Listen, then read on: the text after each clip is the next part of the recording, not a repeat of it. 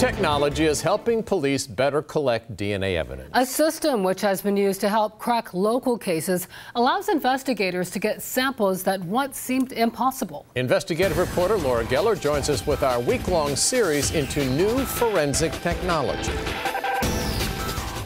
Traditionally, when we're talking about evidence collection, you'll see something like this, a large swab that's like a Q-tip. These are great if you have an obvious sample to collect or if you know where exactly on a surface someone has touched. But they're not as helpful if you need to collect possible DNA from this entire surface or if there's a minute sample buried in a fiber or porous surface, or if you need to swab a rough surface like a brick. The swab could come apart. That's where the MVAC could now come in, and police departments are using it to obtain DNA samples where traditional methods have failed. The murder of Carrie Singer went cold long ago. Her body was found in Isle of Wight in 2004. Items collected from the crime scene led investigators nowhere. That is, until now.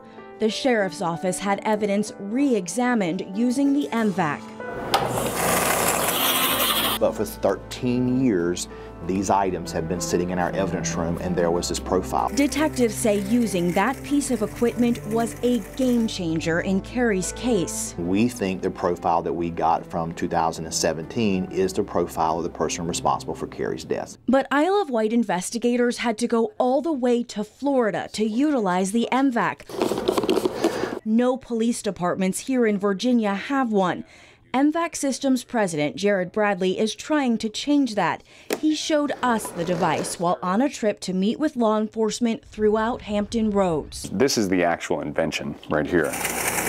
The MVAC works like a high-powered carpet cleaner. The MVAC system is trying to get DNA, whether it be blood or saliva or even epithelial cells, which we call touch DNA. It's trying to extract that out of the surface. Here's the MVAC in action. It's important to note this is a demonstration. We turn the vacuum on.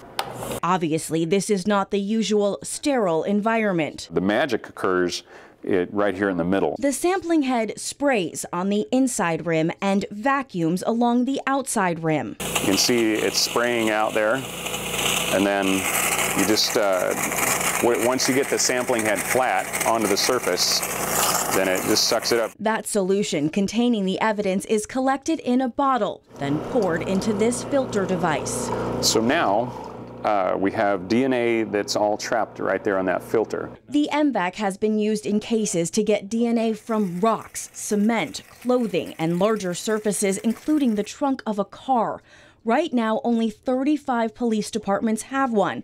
The system starts around $35,000, but Bradley believes the cost of the new invention isn't necessarily the issue for law enforcement. They are extremely hesitant to use a piece of equipment that's not tried and true. They want to make sure that if they use it on their case, then of course they're going to get the results they want. While Bradley makes his pitch to law enforcement in Newport News, Virginia Beach, and Isle of Wight, he hopes the recent results, like we've seen in the Singer case, speak for themselves.